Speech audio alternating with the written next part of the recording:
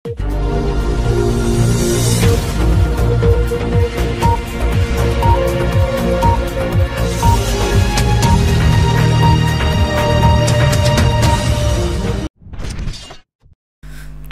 সঙ্গে ফোনালাপে কিছুটা আশা পেল ইউরোপীয় নেতারা, বৈঠকে পুতিনকে টলাতে পারবেন মার্কিন প্রেসিডেন্ট। আরও জানিয়ে দেব পুরো গাজা দখলের অভিযানে ইসরায়েল। আরও জানিয়ে দেব ফিল্ড মার্শাল আসিম মুনিরের বক্তব্য নিয়ে ভারতের প্রতিক্রিয়া, জবাবে কি বলছে পাকিস্তান। সর্বশেষ জানিয়ে দেব শূন্য এলোপাথারি গুলি ছুড়ে স্বাধীনতা দিবস উদযাপন করাতে মৃত্যু অন্তত ৩ জনের, আহত ৬০। এতক্ষণ শুনলেন আন্তর্জাতিক সংবাদ শিরোনাম, এখন থাকবে বিস্তারিত। ট্রাম্পের সঙ্গে ফোনালাপে কিছুটা আশা পেল ইউরোপীয় নেতারা, বৈঠকে পুতিনকে টলাতে পারবেন মার্কিন প্রেসিডেন্ট। ডোনাল্ড ট্রাম্পের সঙ্গে বুধবারে ভার্চুয়াল বৈঠকের পর ইউরোপীয় নেতারা ইউক্রেন যুদ্ধের সমাধান নিয়ে কিছুটা আশাবাদী হয়েছে। মাত্র 2 দিন পর রুশ প্রেসিডেন্ট ভ্লাদিমির পুতিনের সঙ্গে সরাসরি মুখোমুখি বৈঠকে বসবেন মার্কিন প্রেসিডেন্ট, যেখানে মূল লক্ষ্য হবে মস্কো ও কিয়েভের মধ্যে যুদ্ধবিরতি নিশ্চিত করা। ফ্রান্সের প্রেসিডেন্ট এমানুয়েল মাক্রো জানিয়েছেন, ভূখণ্ড সংক্রান্ত আলোচনায় ইউক্রেনের প্রেসিডেন্ট জেলেনস্কি সম্পর্কিত এবং নিরাপত্তার নিশ্চয়তার বিষয়ে ট্রাম্প সম্মত হয়েছেন। যুক্তরাজ্য, জার্মানি, ইতালি, ফিনল্যান্ড এবং পোল্যান্ডসহ ইউরোপীয় দেশগুলোর নেতারা একসাথে এই আলোচনায় অংশ নেন। তবে শঙ্কা রয়ে গেছে, পুতিন হয়তো ট্রাম্পকে চাপ দিয়ে কিছু ভূখণ্ড ছেড়ে দেওয়ার প্রস্তাবে রাজি করানোর চেষ্টা করবেন, কারণ 2024 সালের জুনে দেওয়া পুতিনের শর্ত এখনও অপরিবর্তিত। ইউক্রেনকে দোনেৎস্ক, লুহানস্ক এবং খেরসন ও জাপোরিঝিয়া অঞ্চল ছাড়তে হবে এবং ন্যাটোতে যোগদানের প্রচেষ্টা ত্যাগ করতে হবে। জেলেনস্কি স্পষ্ট জানিয়ে দিয়েছেন, রাশিয়াকে কোনো ভূখণ্ড দিলে তারা সেটিকে ভবিষ্যৎ অগ্রগাসনের সোপান হিসেবে ব্যবহৃত করবে, তাই ইউক্রেনের জন্য দীর্ঘমেয়াদী নিরাপত্তার নিশ্চয়তা জরুরি।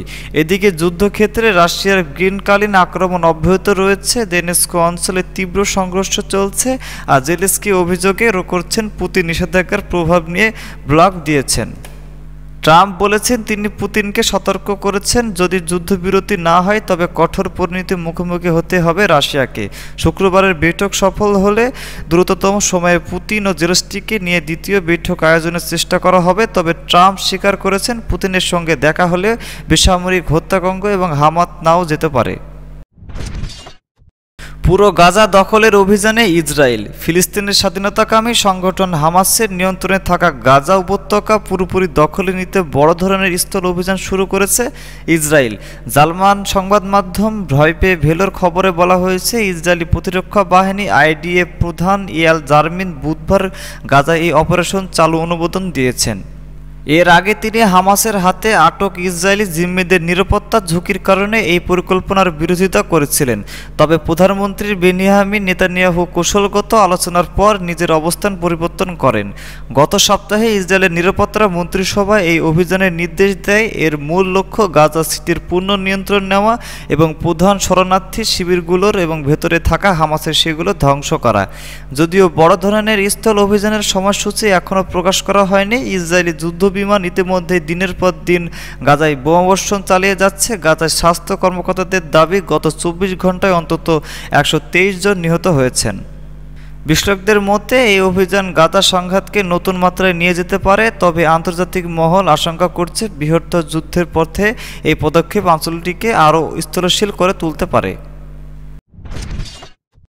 ফিল্ড মার্শাল আসিম মুনিরের বক্তব্য নিয়ে ভারতের প্রতিক্রিয়া, জবাবে কি বলছে পাকিস্তান। ভারতের পররাষ্ট্র মন্ত্রণালয়ে কড়া সমালোচনার জবাব দিয়েছে পাকিস্তান। অভিযোগ, যুক্তরাষ্ট্র সফরে পাকিস্তানের সেনাপ্রধান ফিল্ড মার্শাল আসিম মুনিরের বক্তব্যকে ভারত বিকৃত ও প্রেক্ষাপট থেকে বিচ্ছিন্ন করে উপস্থাপন করেছে। 2 মাসের মধ্যে দ্বিতীয়বার যুক্তরাষ্ট্র সফরে গিয়েছিলেন আসিম মুনির। সেখানে তিনি মার্কিন রাজনৈতিক ও সামরিক নেতৃত্বের সঙ্গে বৈঠক করেন এবং এটি ব্লক টাই নেশভোজে বক্তব্য দেন। ভারতীয় গণমাধ্যম তার কিছু মন্তব্য প্রকাশ পায়, যা নিয়ে ভারত বলছে এগুলো দায়িত্বজ্ঞানহীন এবং পাকিস্তানের চিরচেনা পারমাণবিক হুমকির কৌশল। ভারতের অভিযোগে, যে দেশে সেনাবাহিনীর সন্ত্রাসী গোষ্ঠীর সঙ্গে হাত মিলিয়ে চলে তাদের হাতে পারমাণবিক অস্ত্র নিরাপদ নয়। তারা স্পষ্ট জানিয়েছে, পারমাণবিক হুমকির সামনে ভারত মাথা নত করবে না। পাকিস্তানের জবাব তাদের বক্তব্য বিকৃত করা ভারতের দীর্ঘদিনের অভ্যাস। পাকিস্তান বল প্রয়োগের বিরোধী, দায়িত্বশীল এবং পারমাণবিক রাষ্ট্র এবং সন্ত্রাসী বিরোধী অভিযানে আন্তর্জাতিকভাবে স্বীকৃত। এই উত্তেজনার পেছনে রয়েছে সাম্প্রতিক সংঘর্ষ। এপ্রিল মাসের কাশ্মীরের হামলার পর ভারত পাকিস্তানের মধ্যে তীব্র লড়াই হয়। মে মাসে ভারত পাকিস্তানে বিমান হামলা চালায়। জবাবে পাকিস্তান ৬টি ভারতীয় যুদ্ধবিমান ভূপাতিত করে। যুক্তরাষ্ট্রের মধ্যস্থলে যুদ্ধবিরতিতে হয়। সব মিলিয়ে পারমাণবিক নিরাপত্তা থেকে শুরু করে সীমান্ত সংঘর্ষ ও বাণিজ্য, দুই দেশের সম্পর্ক এখন নতুন করে অস্থিরতার মুখে। আন্তর্জাতিক মহল নজর রাখছে এই কূটনৈতিক দ্বন্দ্ব কোথায় গিয়ে থামবে। শূন্য এলোপাথাড়ি গুলি ছুড়ে স্বাধীনতা দিবস উদযাপন করাতে মৃত্যু অন্তত ৩ জনের, আহত ৬০। পাকিস্তানি কারিচাতে স্বাধীনতা দিবসে আনন্দ মুহূর্তে পরিণত হলো শোকে। শূন্য এলোপাথাড়ি গুলি ছুড়ে উদযাপনের ঘটনায় প্রাণ হারিয়েছেন অন্তত ৩ জন, আহত হয়েছে ৬০ জনের বেশি। নিহতদের মধ্যে রয়েছে মাত্র ৮ বছরের এক শিশু এবং স্টিফেন নামে এক যুবক। স্থানীয় সংবাদ মাধ্যমের খবর, করাচি, আজিজবাদ ও কোরাঙ্গি এলাকায় রাতভর চলছে উদযাপন। পরিবারের সঙ্গে আনন্দ দেখতে বেরিয়েছিল ছোট শিশু, কিন্তু হঠাৎ ছুটে আসা গুলি ভেদ করে তার শরীর।